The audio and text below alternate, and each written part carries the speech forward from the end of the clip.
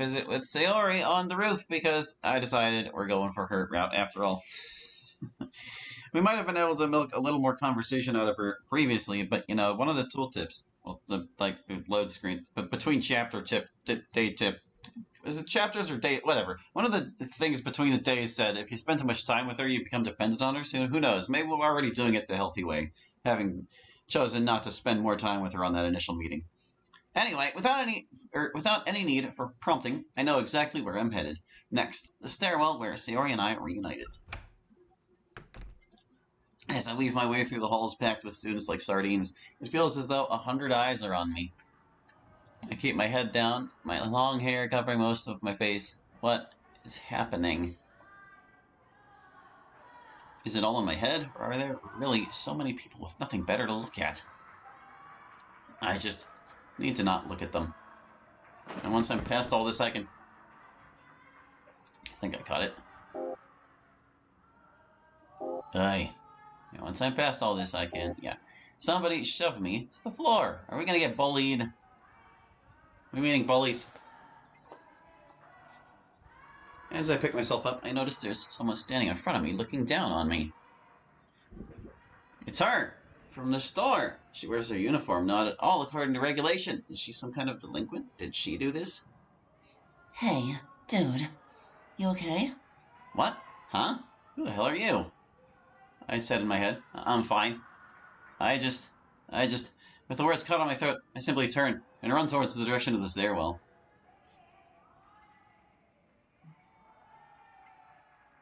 I hate this. At least I get to see Sayori now. I make my way up the stairs, past to the warning sign.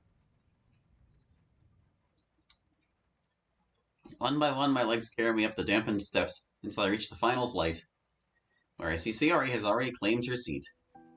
My smile meets hers, but it's a smile so plainly complicated and conflicted, one laced with memories, happy ones and painful ones.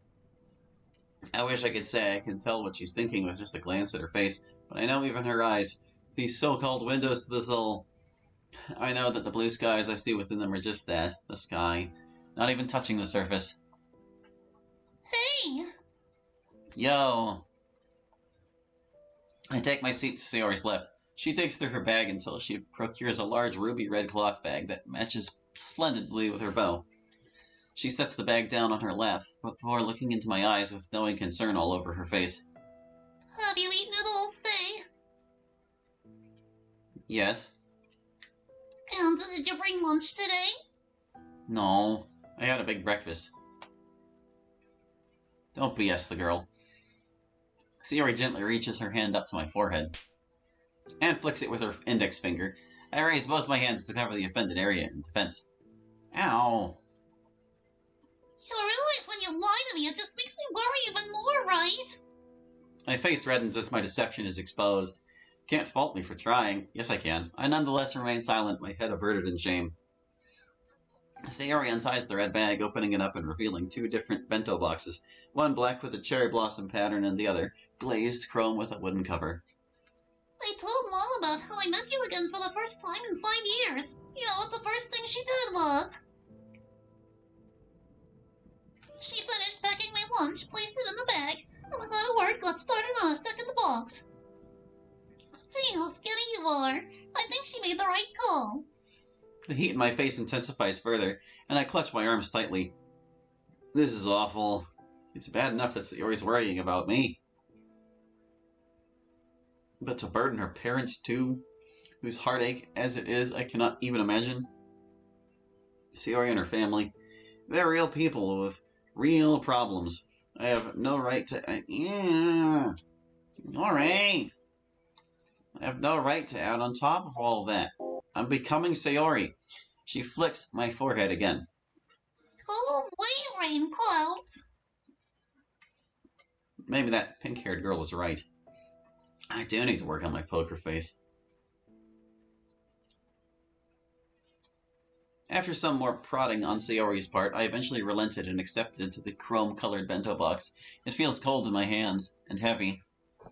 I lift the light-colored wooden lid and fit the box snugly into its bottom, and behold the handiwork of Sayori's mother. In one subdivision are 3 egg rolls, which fit perfectly into their little cubicle. In another are 4 tuna sushi rolls, arranged in a square shape. In the largest section are several teriyaki beef strips sprinkled with sesame seeds atop a bed of spinach and bean sprouts. The second largest cubicle is devoted to a rice ball, with small cuts of seaweed used to make it look like the character Kokoro from the popular animated movie of the same name. And, finally, 2 boiled eggs cut into halves and a small plastic container of shoyu. This is an amazing spread. This is... Thank you, Sayori. Give your mom my thanks too, would you? Mm-hmm. She answers wordlessly, her mouth already full of rice and egg. I begin digging into my bento box as well. It tastes about as delicious as I expected. The highlight is almost certainly the savory, slightly sweet teriyaki beef. I guess cooking skills aren't hereditary. Isn't hereditary spelled with 2 E's? This is just hereditary. Even the chopsticks are cute, the upper half painted with an image of a blue sky with puffy white clouds. Do you eat like this every day? Come on, Hallie. What kind of question is that to ask a girl? Sorry. Forget I said anything.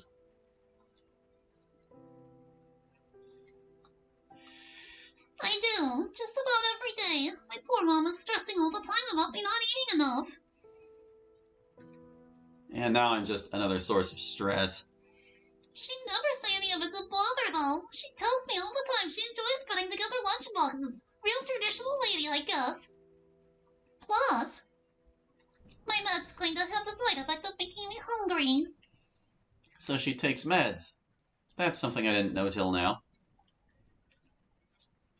Do the pills help? Yeah. I can tell by the look on her face she knows that wasn't very convincing. Now who's lying? Sorry. The truth is, they really do help, just not the ways they're supposed to. Mirtazapine kickstarts my appetite and helps me sleep. Citrulline is the weird one. All it does is make me tired and grumpy, so I take a few of those too before bed, instead of in the morning like I'm supposed to. If the pills don't help... Obviously. You're telling them to keep up appearances? I mean, this is probably what she's doing, and the most accusatory option, but no, this is what she should actually do. Howie, I've had to switch up my meds twice already, each time with new paperwork, different pharmacies, and dealing with insurance. My parents say it's no big deal, that we should just keep trying until something sticks, but I know better. I know it's all a waste of effort. That could be part of the problem, actually. So I lie to them and say the pills have improved my mood. Just like they're lying to me when they say I'm not a burden on their time and finances. No. No. That's all wrong. I reach out towards Sayori's forehead. And flick it. Come on, Sayori. You're smarter than this. Those thoughts are the most obvious rain clouds I've ever seen. If someone really loves you, like I know your parents do, they'll consider it an absolute privilege to help you. That goes for me, too. She smiles sadly at me, her shining eyes boring straight through my own and into this ugly soul of mine. And you're smarter than this. You know those kinds of planets are completely meaningless. I look away, ashamed that I ever thought a line like that could work. Sierra's completely right. Those were simply worthless sentiments from someone who doesn't understand at all. At least, keep showing up to school. If you do that, I'll hang out with you whenever you want. Sound like a deal? God only knows why she would even want that, but I guess I shouldn't question it. You're so merciless, expecting me to be a functional human being. You are a functional human being. You just need to work harder than most people. After packing our respective lunchboxes back into Sayori's red bag, she scoots closer, gently closes her eyes, and leans her head on my shoulder. With how narrow and bony they are, I can't imagine it makes a comfortable pillow. But within moments, she is out like a light anyway. The heat of her body seeps into my right arm, her quiet breaths almost inaudible over the sound of rain. These sounds and these feelings, Before long, they begin lulling me to slumber as well. I guess maybe the bell will wake them.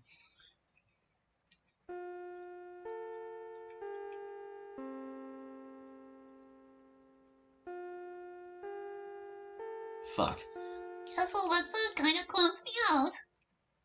We pull ourselves to our feet and throw our respective backpacks onto our shoulders before making the short trek down the damp and dingy stairs. Once we are at the bottom of the stairs, we continue to walk side by side until eventually our classes separate us. Do this again sometime. Yeah, of course. See you around, Sayori. Without another word, Sayori flashes me one more smile before making her way down the halls. Time for my one evening class, but boy is it a doozy. Analytical statistics. I can skip now. Depressed people, man. Ugh. You know, I've had my own struggles with, like, mild depression, but... Oh, we're gonna make a quick escape. I just... sometimes they're so frustrating to me. Attitudes like his and what Sayori was showing there, they really drive me nuts. I disappear into the crowd and don't look back. I am the river's flow, formless, unable to be grasped. And, considering the weather, probably filthy and overrun with muck. My final class of the day on Tuesdays and Thursdays is art. Away we go! Teacher's very inspired. Oh, Sayori's getting in touch. It hurt at what happened in the hall while we were on our way to meet me. Someone roughed you up, right? Roughed me up is a bit of a dramatization. I just got pushed over in the crowd. Probably wasn't even on purpose. Yeah, no, that doesn't happen on accident.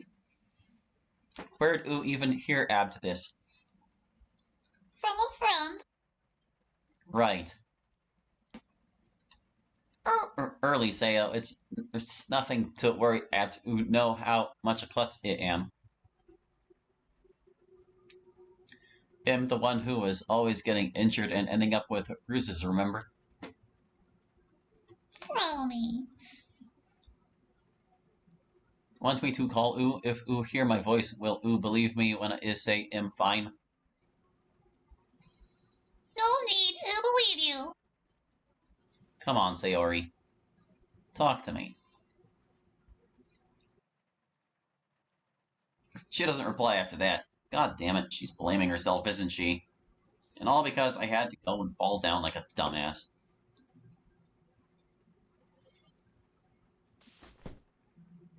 My umbrella, my one and only bulwark against the falling clouds. This line can be skipped. That cake she made was pretty damn good, and I even got to take some home with me. Sure was. Here we go. Is it time for the coffee shop incident? I should find some place to sit down, somewhere sheltered from the rain. A bus stop, maybe? No, that'd probably look weird. I know. The Sarabati line has a stop not far from here. Train stations are pretty much like gigantic bus stops where people won't look at you funny for loitering, right? I ended up here instead. I beat you. Once I am situated underneath the train station's shelter, I close my umbrella and hone in on the nearest bench. As I seat myself, I continue observing the people around me, and the crowd is much the same as the one downtown, though with a few other high schoolers peppered about as well. Makes sense. I'm sure more than a few students use the Sarabatu line to get to and from school. Not just Sarabatu High students either. I see a few different uniforms. I wonder if this is where Sayori arrives every morning. Maybe. Maybe. From now on, I could walk her here. Sure, it'll be nothing like when we were neighbors, but if I could recapture those memories at least a tiny bit, I'm sure Sayori would be thrilled. If she would allow me to do it anyway, she'd just as likely forbid me from walking her here, saying I shouldn't trouble myself. But it'd be my pleasure, really.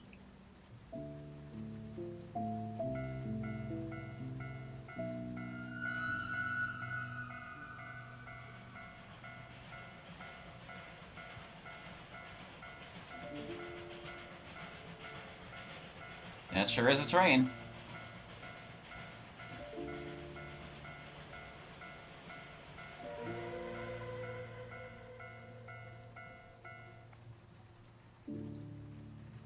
The train's mournful toll vanishes into the fog, along with all the human lives it carries at mind-boggling speed. To think that Sayori now lives so far away that she needs to ride on one of these. Well, where Sayori lives never changed. It's me who lives far away now. I need to walk. I need to stand up and walk and stop thinking so much. Once more, I open my umbrella and step out from under the shelter and into the storm.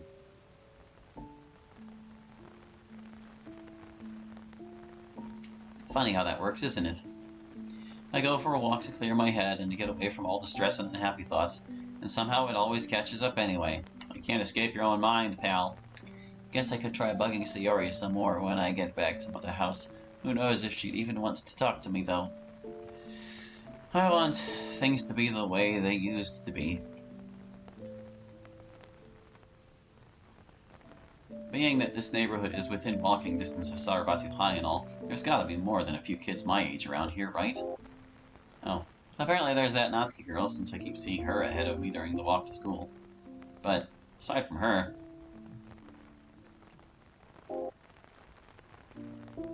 Sayori... I wonder, were we happy back then, or did we just not know that we weren't? That is like such an emo thought. Good God. If not for the abundance of drainage grates along the sidewalks, we can continue. Whenever I would visit Sayori's mom and pops after school, she would shout out, "I'm home!" as she threw her shoes off. That's apparently the normal thing to do. But it's a habit I never picked up. I instead simply let out a quiet exhale and watch a wisp of vapor drift from my lips. God damn, it's frigid in here. Did I not turn the heat on? I peer to my right at the wall thermostat, and sure enough, it's off. Jesus. Sorry, little furnace. You're gonna have to work extra hard this evening.